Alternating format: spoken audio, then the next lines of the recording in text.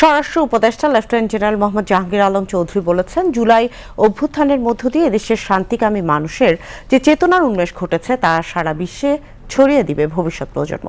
তিনি আজ আন্তর্জাতিক জাতিসংঘ শান্তিরক্ষী দিবস উপলক্ষে বিমান বাহিনী আয়োজিত শান্তি র্যালি উদ্বোধন পরবর্তী এক আলোচনায় কথা বলেন।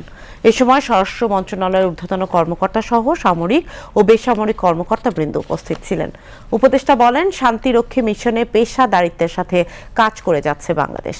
স্বরাষ্ট্র উপদেষ্টা 444 জন নারী সহ জাতিসংঘ শান্তিরক্ষা মিশনে দায়িত্ব পালনরত বাংলাদেশের 5818 জন শান্তিরক্ষীর সুস্থতা ও সফলতা কামনা করেন।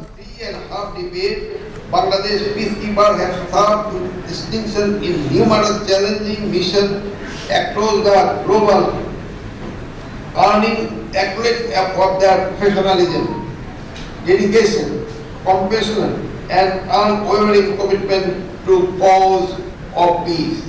They have often operated in areas where few dare to venture, bringing a sense of security to vulnerable population and creating a condition to lasting peace.